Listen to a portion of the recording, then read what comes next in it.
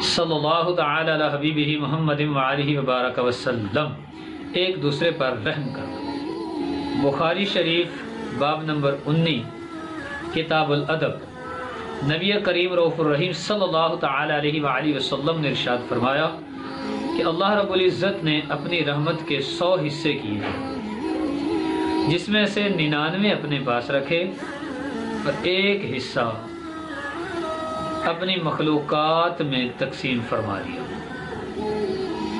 جس کی وجہ سے گھوڑی اپنے بچے پر پاؤں آنے پر اٹھا لیتی کہ کہیں اس کا بچہ کچلا نہ جائے۔ حدیث شریف کمپلیٹ ہوئی۔ یہ جانور تک وہ اتنی رحم دلی، جانور میں اتنی شفقت ہے، جبکہ ماں انسان ہے، اس میں بھی اپنے بچے کے لیے کتنی بڑی شفقت ہے، یا دیگر جتنے رشتہ دار ہیں یا تعلق داری ہیں ان میں کتنی شفقت اور نرمی ہوتی ہے۔ یہ خدا کی رحمت کے ایک حصے کا کمال ہے۔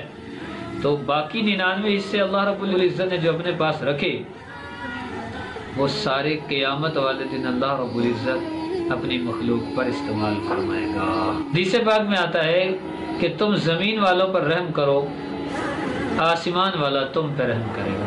ابو داؤد شریف باب نمبر 5 کتاب الادب، تم زمین والوں پر رحم کرو، آسمان والا تم پہ رحم کرے گا۔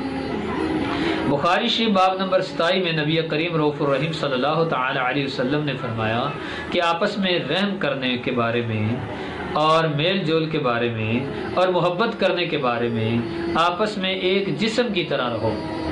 جیسے جسم کے کسی بھی حصہ کو چوٹ لگے، تکلیف ہو تو اس کا احساس پورا جسم ظاہر کرتا ہے، تکلیف پورے جسم کو ہوتی ہے۔ فرمایا مومن آپس میں ایسے ہونے چاہیے، ایک مومن کو تکلیف ہو سارے مسلمان اس کا دکھ تقسیم کریں، اس کے دکھ میں شامل ہوں۔ ترمذی شریف باب نمبر 16 میں نبی کریم رؤوف الرحیم صلی اللہ تعالی علیہ وآلہ وسلم نے فرمایا کہ وہ شخص بدبخت ہے جس کے دل سے نرمی نکال لی جائے۔ اللہ اہم ترین حدیث پاک بخاری شریف، مسلم شریف، ابو داؤد شریف اور ترمذی شریف اور سنن نسائی شریف، سنن ابن ماجہ شریف، ان کتب میں سیاستہ کی تمام کتب حدیث پاک ہے کہ نبی کریم رؤوف الرحیم صلی اللہ تعالی علیہ وآلہ وسلم ارشاد فرماتے ہیں کہ میرا دل کرتا ہے کہ میں نماز کو لمبا کروں، مگر جب کسی بچے کے رونے کی آواز سنتا ہوں تو میں اس بچے کی ماں کی جو اضطرابیت ہے، ماں کی جو پریشانی ہے، اس کی وجہ سے حضور صاحب فرماتے ہیں میں خدا کی نماز کو مختصر کر دیتا ہوں۔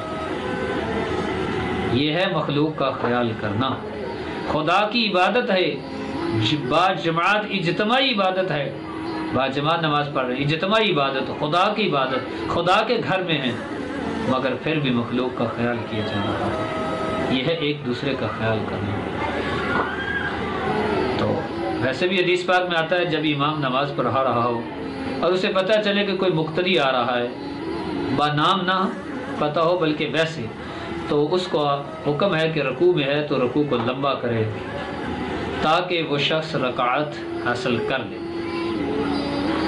یا کوئی آواز دے دیتا ہے تب بھی سلام پھیرنے لگا، پتہ چلا کوئی مقتدی انجانے میں کوئی مقتدی ہے تو اس کو حکم ہے کہ آپ مسنون دعائیں پڑھنے شروع کر دے تاکہ وہ مقتدی بن جائے۔ یہ ہے امت کا ایک دوسرے کا خیال کرنا۔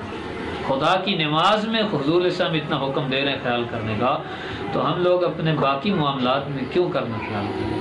یہاں تک کہ حضور صحابہ فرماتے حضور علیہ الصلوۃ والسلام نے جو ہمسایہ کے حقوق بیان کیے نا، ہمیں اندیشہ ہونے لگا کہ کہیں جائیداد میں بھی ہمسایہ کو حضور علیہ السلام حصہ دار نہ ٹھہرا دیں۔ تو یہ ہے ایک دوسرے کا خیال کرنا۔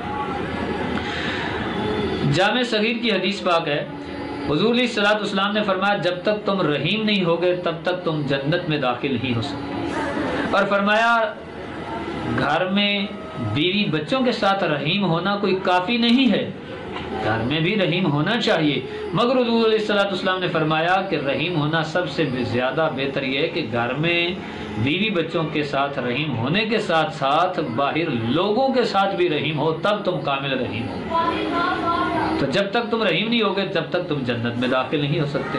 جنت میں داخلے کے لیے رحیم ہونا یعنی لوگوں کے ساتھ نرمی کرنا بہت ضروری ہے۔ صد افسوس ہے، صد افسوس کیا بلکہ ہزار افسوس، بلکہ بے شمار افسوس کہوں میں ان لوگوں پہ کہ جو مسجد میں بھی آ کے ایک دوسرے کا خیال نہیں کرتے، اپنے آپ کا بڑا پن ظاہر کرتے ہیں۔ خدا کے گھر میں شیر خدا علی المرتضی، مولا مشکل کشا، حاجت روا، حل عطا، علی المرتضی رضی اللہ تعالی عنہ، ان کے جسم میں لگے ہوئے تیروں کو جب نکالنا ہوتا تو مسجد کے باہر نکالنا دشوار ہو جاتا۔ آپ مسجد میں آتے 2 رکعت نفل ادا کرتے تو صحابہ کرام آسانی سے تیر نکال لیتے۔ شیر خدا، خدا کا شیر ہو، جنگل کا تو میں کا نہیں، خدا کا شیر ہو مسجد میں آئے تو وہ نرم ہو جائے، اور ہم جیسے گناہگار مسجد میں آ کے نرم نہ ہوں، ایک دوسرے کے لیے گرم رہیں۔ حضور تو مسجد میں کیا نماز میں نرمی کرتے تھے، فرماتے نماز مختصر کر دیتے، تمام سیاستہ کی کتب میں۔ آئیے اگلی بات سماعت فرمائیے، بخاری شریف، ابو داؤد شریف، مالک شریف کی حدیث پاک ہے کہ ایک بندہ کنویں میں اترا، پیاس تھی اس نے پانی پیا، باہر نکلا، اچانک اس کی نظر ایک کتے پہ پڑی۔ جو ہی کتے کے اوپر نظر پڑی تو اس نے دیکھا کہ وہ پیاس کی وجہ سے گیلی مٹی کھا رہا ہے، تو دوبارہ کنویں میں اترا۔ دوبارہ اترنے کے بعد اس نے پانی نکالا اور اس کتے کو پانی پلایا۔ ایک جگہ پہ کتے کا بچہ بھی آتا ہے، زیادہ روایات میں کتے کی بات ہے، باہر کے بڑا ہو چھوٹا ہو ہے تو وہ کتا ہی نا۔ تو اس کتے نے دعا کی، بخاری شریف، ابی داؤد اور مالک شریف کی حدیث پاک ہے کہ اللہ رب العزت نے اس کتے کی دعا کی وجہ سے اس بندے کی بخشش فرما دی۔ تو دعا کا موضوع یہ بہت طویل ہے، اشارہ کر دیتا ہوں کہ کتے کی دعا پہ جب بخشش ہو رہی ہے تو اولیاء کی دعا کا کیا کہنا، ماں باپ کی دعا کا کیا کہنا، انبیاء کی دعا کا کیا ہی کہنا۔ ارے مسلمان بھائیوں، حدیث پاک میں آتا ہے کہ بندے کے لیے جو سب سے زیادہ کسی کی اگر دعا قبول ہوتی تو وہ ماں سے بھی زیادہ باپ کی دعا قبول ہوتی ہے۔ دعا میں یہ، دعا میں فرمایا لا يرد القضاء الا الدعاء، تقدیر کو کوئی چیز رد نہیں کر سکتی مگر دعا رد کر دیتی ہے۔ نگاہ ولی میں وہ تاثیر دیکھی، بدلتی ہزاروں کی تقدیر دیکھی۔ ارے نگاہ ولی میں، دعائے ولی میں یہ تاثیر ہے۔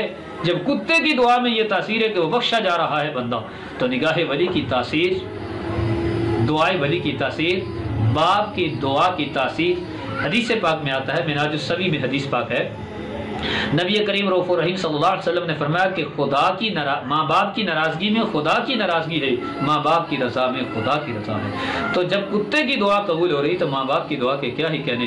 دعا کرتے ہیں کہ اللہ رب العزت ہمیشہ اولاد ہو یا رشتہ دار ہوں یا مسلمان بھائی ہوں یا کوئی بھی دیگر کیٹیگری کا مسلمان ہو، خواہ وہ رشتہ دار ہو، دوست ہو، بیٹا ہو، اولاد ہو، اللہ رب العزت ہر جگہ پہ ایک دوسرے کا خیال رکھتے ہیں۔